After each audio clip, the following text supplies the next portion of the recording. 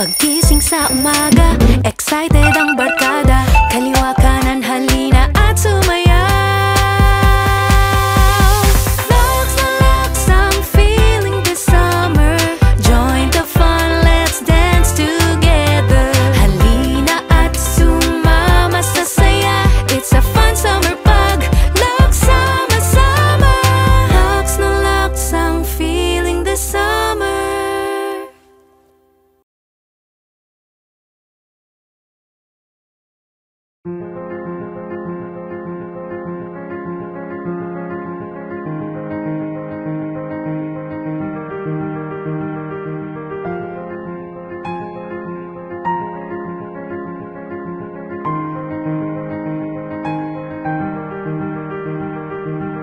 Sa panulat ni Michael Dio,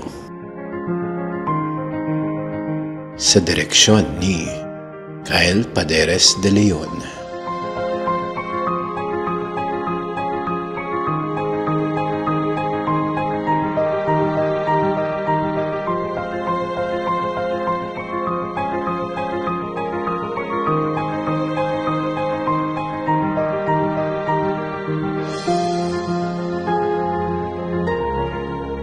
Papiyahe ka po ba?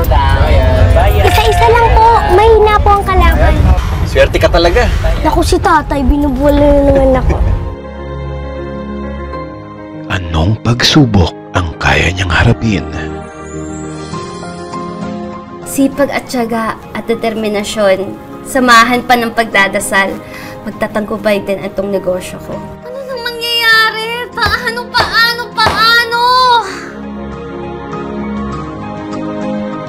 Para sa pamilya. Hindi ko na alam ang gagawin. Ipit na tayo. Huwag ka mawala ng pag-asa. Mapaparaan na natin to.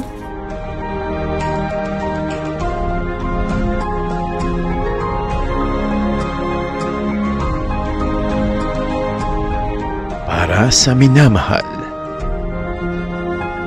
Hi, B, I love you. I love you, B. Bye! Ngunit ang landas ng tagumpay ay hindi madali.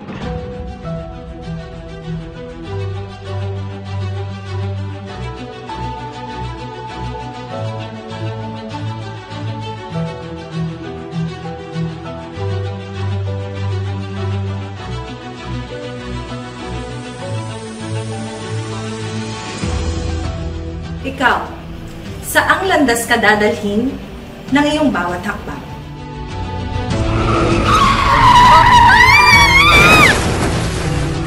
Anong landas ang naghihintay kay Ana Magkawas? Abangan.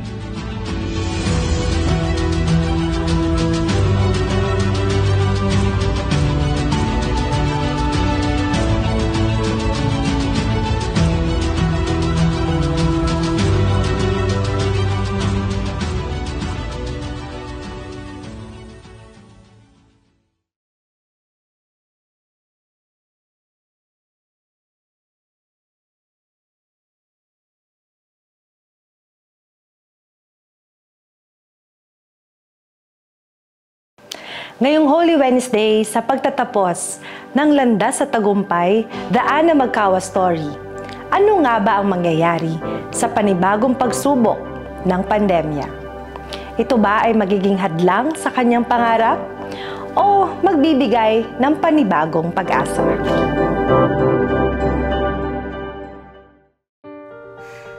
Lockdown! Gagawin ko? Paano na tong negosyo ko? Paano yung mga deliveries? Paano yung mga staff ko? Paano kung bawal lumabas? Paano ko sila matutulungan kung ganito ang sitwasyon? Paano kung mawala ng lahat ng ito? Hanggang kailan ba tong lockdown? Ano nang mangyayari? Paano?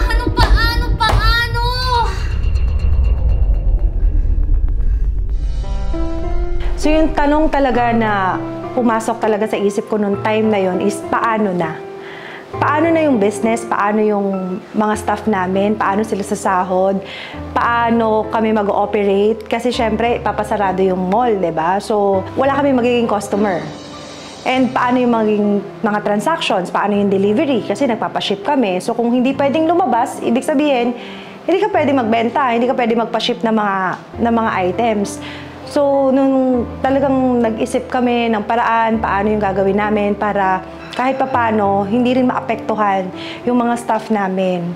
And until na naisip namin na dalhin namin yung tindahan sa bahay namin. So yung mga bags na nandun is inuwi namin, hinakot namin isa-isa sa bahay. And then from there, gabi-gabi nag-online selling kami, nag-live selling kami. Yun yung time talaga na ang daming nanonood, nakatutok yung mga tao, and very overwhelming, nakakatuwa kasi natutuwa naman sila, nag-enjoy sila na pinapanood. Kahit na, alam mo yung pandemic, parang nagkaroon ng libangan yung mga tao.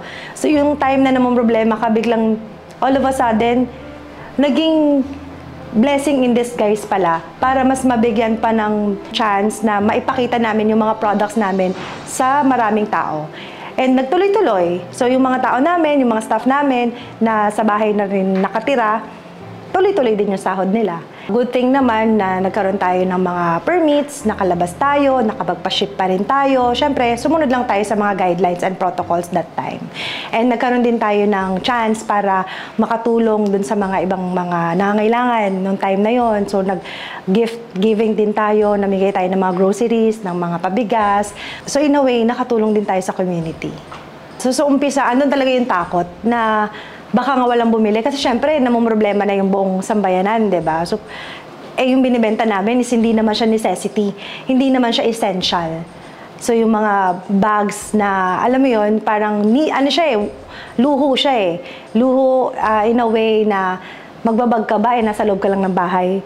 Di ba? Pero surprisingly, nagulat talaga kami na naging maganda rin yung response ng mga tao. Na nabibili pa rin kahit papano. Malaking blessing din ang nangyari sa amin nung time na after pandemic because ito rin yung nagbigay daan para mapasok natin yung beauty and wellness industry. Which is, ako sa sarili ko, hindi ko na-imagine or hindi ko naisip na magkakaroon ako ng chance. And yung mga tao mismo yung nag-udyok sa akin para pasukin yung industriya na to. And ngayon na, ito na ang Lux. Unti-unti, nakakamit niya yung tagumpay na never kong na-imagine na mangyayari talaga.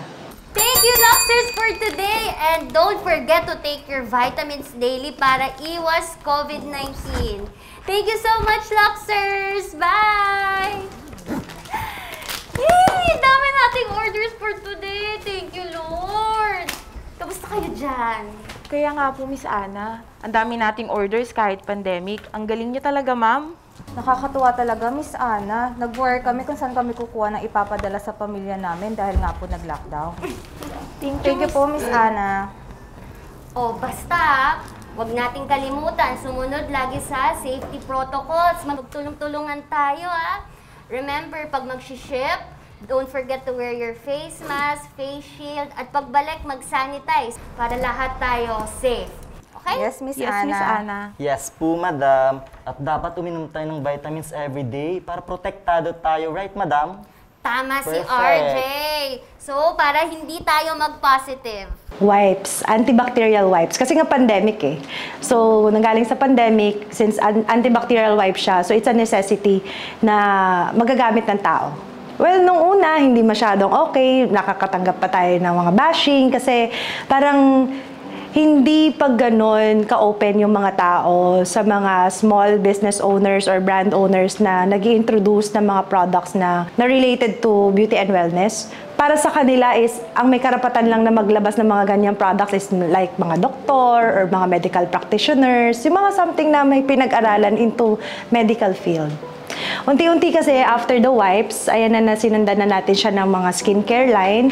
And then after 6 months, we released our first coffee product, which is Lux Slim, which is inspired din yan sa akin. Kasi ako mismo, gusto kong kahit pa paano mag-lose ng weight, ma-build yung self-confidence ko pa, since lagi nga rin ako nakaharap sa camera at sila ang mga lagi kong kausap. Nakakatuwa kasi nung nakita talaga nila sa akin na nag-work siya, tinangkilik talaga ng mga tao. Well, nung una, nandun din yung para sa iba na may doubt talaga sila. Pero nung sinubukan na naman nila, biglang naririnig ko na sa mga feedback nila, ay, totoo pala. konti na lang magsusold out na ang ating Lux Slim Macchiato, kaya mag-check out na kayo! Kaya mga Luxers paunahan lang to. Ang di nakapag-check out, better luck next live!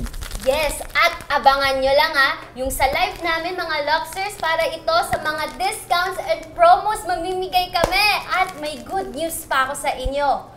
Pwede na kayong magsimula ng inyong negosyo! Kaya pwede na rin kayo maging resellers or distributors sa ating Lux Slim Macchiato! Bye for now, Luxers!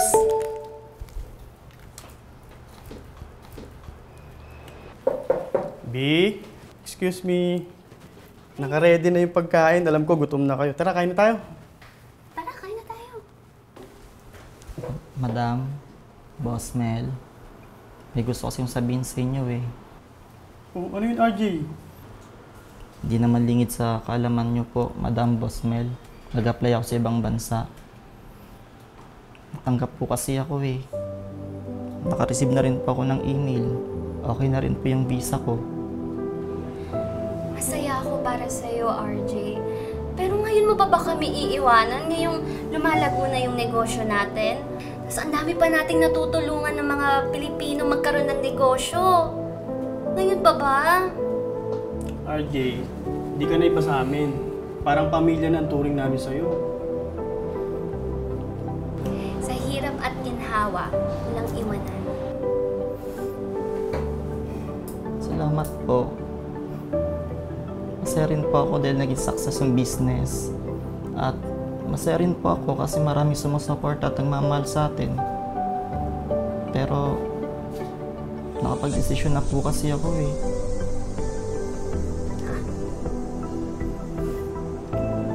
Madam, Boss Mel, hindi ako aalis. Hindi ko kayo iiwan, no? Ikaw talaga? O siya, lumalamig na yung pagkain. Tara, kumain na tayo. Ikaw talaga? Puro drama. Takot ako sa'yo. Malakas ka sa akin, madam. Ano ka ba? I love you. I love you too. Sobrang na-shock talaga ako noon. Like, hindi ako ready na mawala si RJ kasi nung time na yun yung time na sobrang busy namin. Ang dami naming mga plans and also may mga ongoing cases din kami dun sa mga tao na alam niyo naman na yun na mga nanloko sa atin in the past, which is involved din si RJ kasi isa siya sa mga witnesses and isa siya sa katulong namin para ma-account lahat-lahat kung ano-ano yung mga nawala.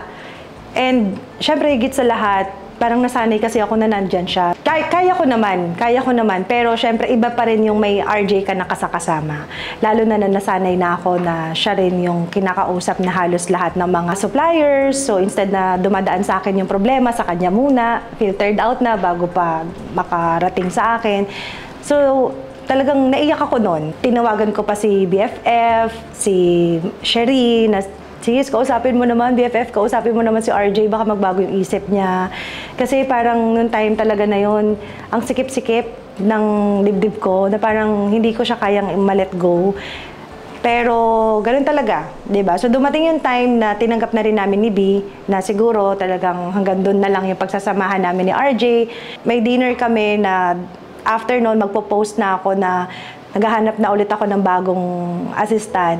Biglang nagsabi naman na si RJ na hindi na siya tutuloy. Na mas pinili niyang magstay sa amin. Which is sobrang, alam mo yun, na ang saya ng feeling kasi isang family na kami. So kasama namin siya nung time na wala pang Lux noon. Bags pa lang, andyan na siya. Kaya alam niya yung bawat struggles, yung bawat hirap, kasama siya sa paglago ng negosyo na to.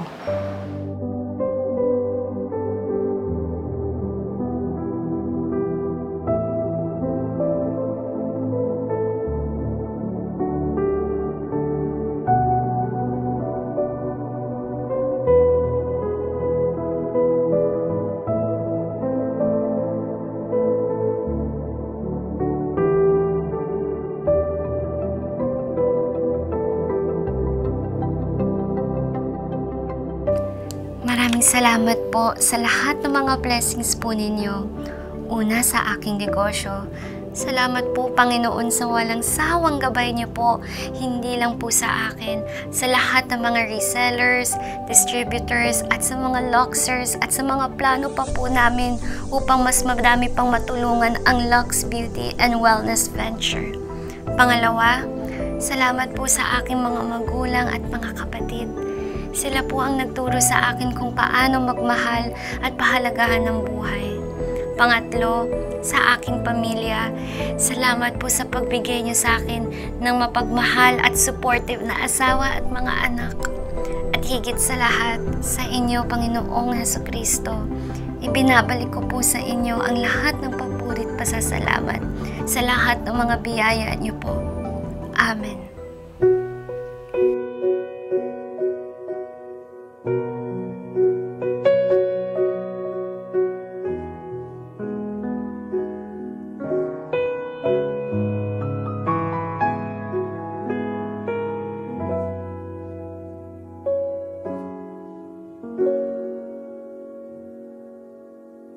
Ikaw lang ang pag-asa ko, tanging ikaw ang buhay ko, Jesus. Kahit ako'y nangangamba, basta't ikaw ang kasama, panatag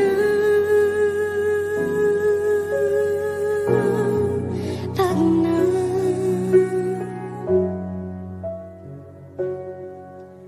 Ikaw lang ang sasambahin, paligid man ay magdilim, Jesus.